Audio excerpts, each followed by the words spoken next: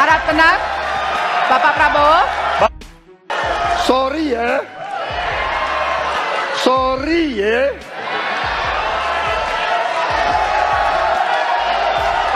Baru debat pertama, si Gemoy udah emosian aja. Assalamualaikum warahmatullahi wabarakatuh. Kembali lagi di channel Prayoga Muhammad. Nah, gimana kabar kalian semua teman-teman ya? Semoga kalian semua baik-baik saja dan tentunya bahagia, dilancarkan rizkinya juga. Nah, gimana nih setelah melihat debat Pilpres yang pertama telah diadakan semalam ya? Dan itu tentunya membuat kita semua menjadi melek dan bisa melihat siapa yang pantas untuk dipilih. Ya tentunya semua itu pilihan ada di tangan kalian masing-masing, rakyat Indonesia. Nah, di debat ini bagaimana presiden harus mengedepankan gagasan, narasi, dan juga kompetensi ya kan. Tidak perlu emosi-emosian gitu ya. Nah, di sini ada momen ya di mana ketika itu Pak Anies menanyakan kepada Pak Prabowo tentang demokrasi, yang mana harus adanya kebebasan berbicara, adanya oposisi yang bebas mengkritik pemerintah, dan juga adanya pemilu yang netral dan adil. Nah, ketika itu pun Pak Prabowo menjawabnya ya, dan inilah jawaban dari Pak Prabowo. Mas Anies.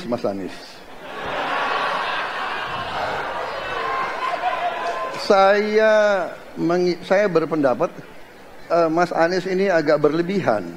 Mas Anies mengeluh tentang demokrasi ini dan itu dan ini. Mas Anies dipilih jadi gubernur DKI menghadapi pemerintah yang berkuasa.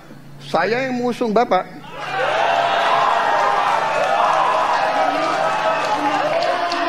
Kalau demokrasi kita tidak berjalan, tidak mungkin Anda jadi gubernur.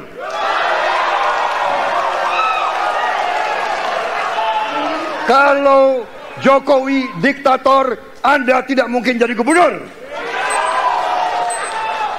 Saya waktu itu oposisi, Mas Anies.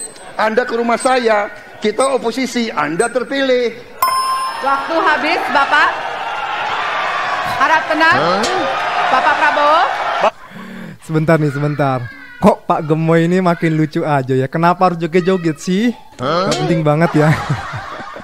Lagian di sini juga kan Pak Anies kan menanyakan secara baik-baik gitu loh. Dan lucunya lagi kok Pak Prabowo juga di sini sepertinya mengungkit-ungkit masa lalu gitu ya. Ya tapi oke lah, namanya juga ini saling beradu akal sehat. Nah, sekarang kita lihat ya jawaban dari Pak Anies Baswedan. Ketika kita menghadapi sebuah proses demokrasi, di situ ada pemerintah dan ada oposisi. Dua-duanya sama terhormat. Dan ketika proses pengambilan keputusan itu dilakukan, bila ada oposisi, maka selalu ada pandangan perspektif berbeda yang membuat masyarakat bisa menilai. Karena itu oposisi itu penting dan sama-sama terhormat. Sayangnya tidak semua orang tahan untuk berada menjadi oposisi. Oke? Seperti sampaikan Pak Prabowo tidak tahan untuk menjadi oposisi. Apa yang terjadi? Beliau sendiri menyampaikan bahwa tidak berada dalam kekuasaan membuat tidak bisa berbisnis, tidak bisa berusaha. Karena itu harus berada dalam kekuasaan. Kekuasaan lebih dari soal bisnis, kekuasaan lebih dari soal uang, kekuasaan soal kehormatan untuk menjalankan kedaulatan rakyat. Baik, waktu Anda habis. Oke, bentar nih, tadi sempet Pak Prabowo terlihat ya mukanya gini-gini gitu ya. Aduh, kayaknya Pak Prabowo ngerasa panas sekali ya dengan kata-kata Anies ini ya. Seru. Oke, coba kita ngelihat sedikit komentar dari netizen ya. Bapak yang terhormat, tanpa mengurangi rasa hormat dan kasih sayang, mengingetin ini debat capres, bukan debat personal, takut.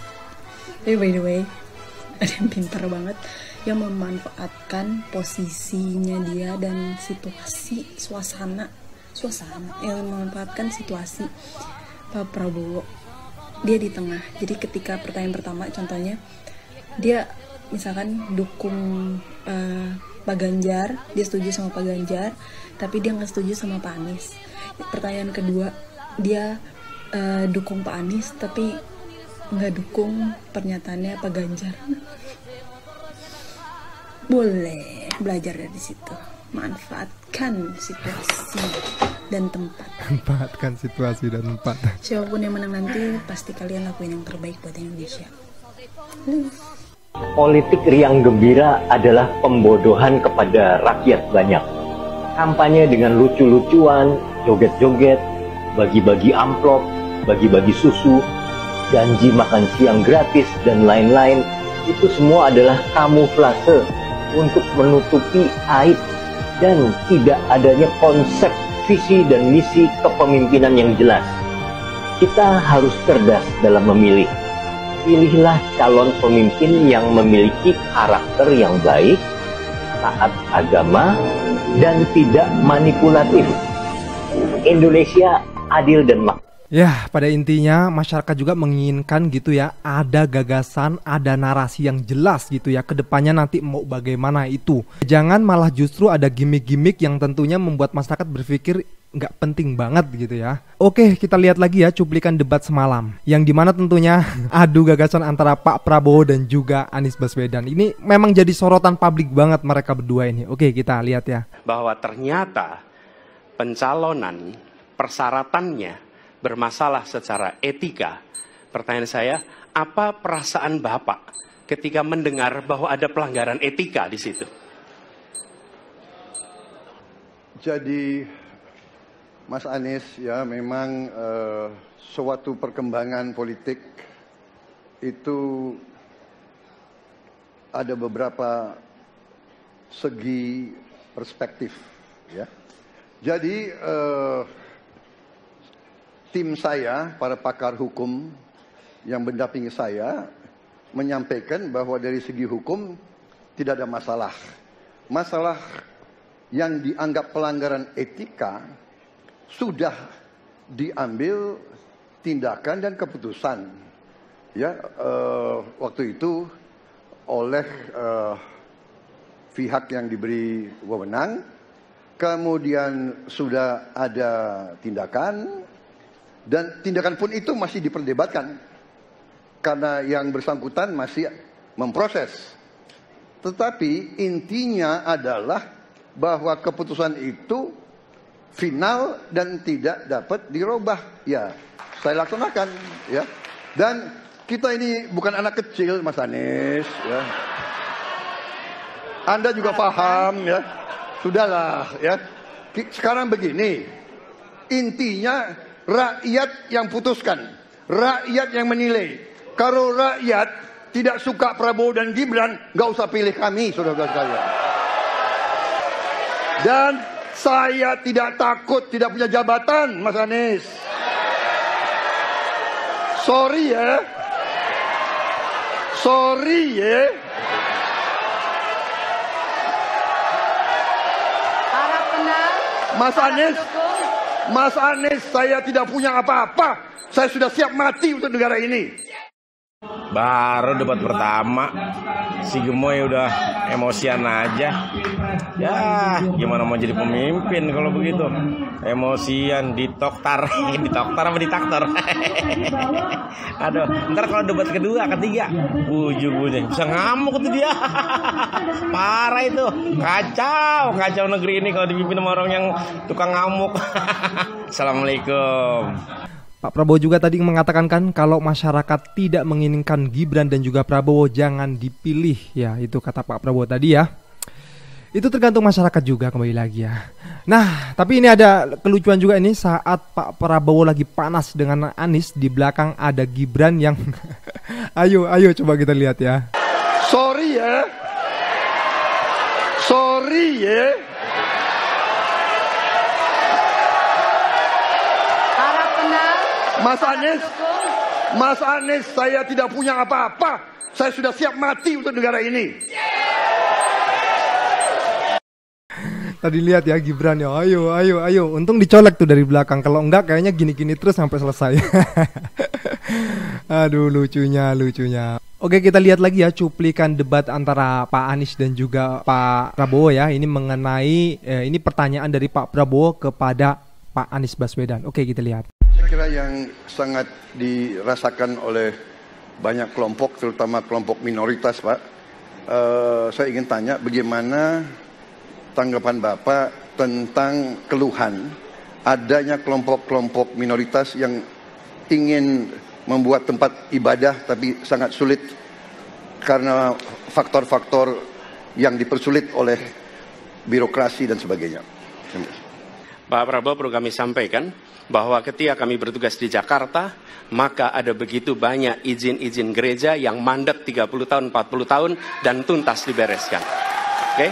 Antrian yang amat panjang, yang tidak pernah selesai. Dan kemudian banyak kelompok agama, dari mulai Buddha, Hindu, Kristen, yang mengalami kesulitan mendirikan tempat ibadah, mereka menerima izin tempat ibadah dan mereka bisa beribadah dengan baik. Dan kalau boleh saya laporkan, dalam sejarah Gubernur Jakarta yang paling banyak memberikan izin rumah ibadah adalah Gubernur Anies Baswedan.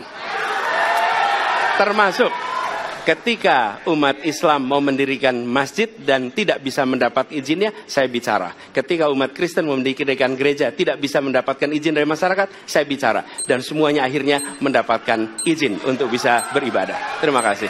Persekutuan Gereja-Gereja Pentakosta Indonesia, Jason Bolopapueng, mengapresiasi calon presiden nomor urut 1 Anies Rashid Baswedan yang telah menerbitkan izin 50 gereja di Jakarta.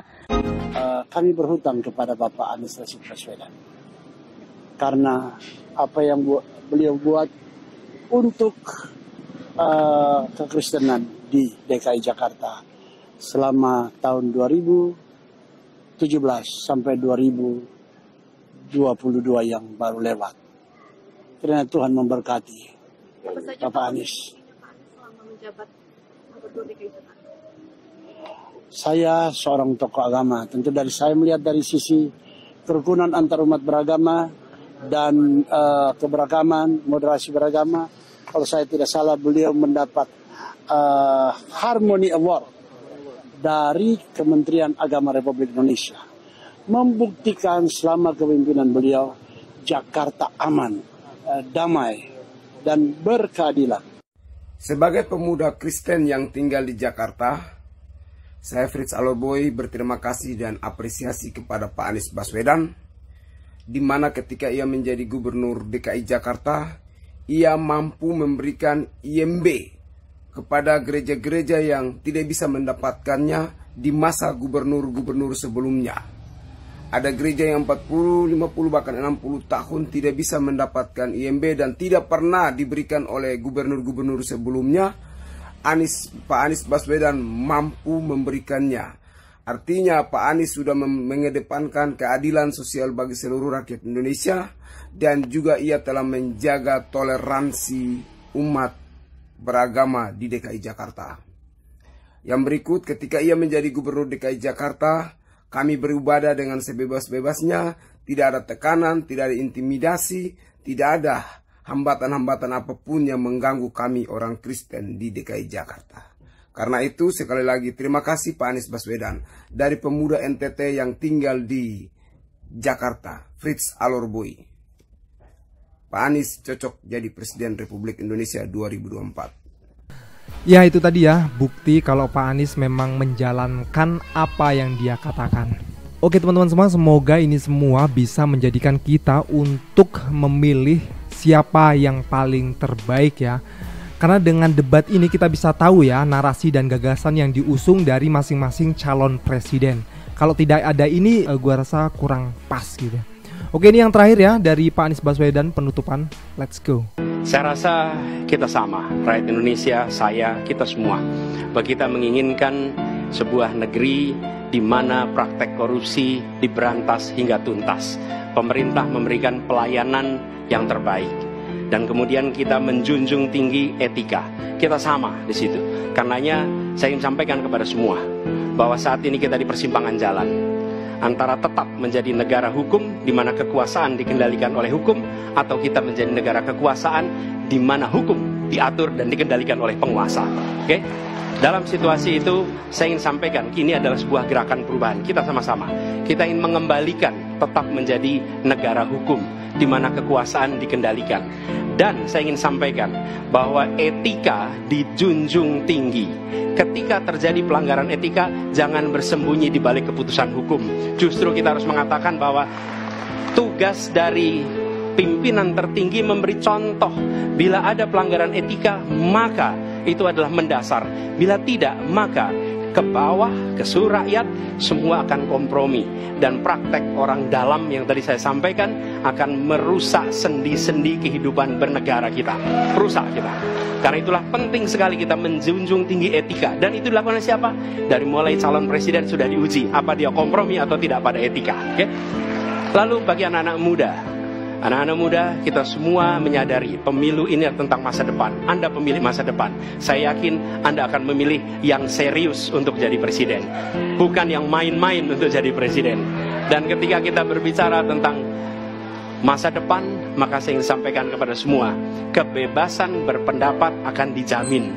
Kita tidak mengizinkan lagi situasi di mana orang takut. Maka itu saya sampaikan, Wakanda no more, Indonesia forever.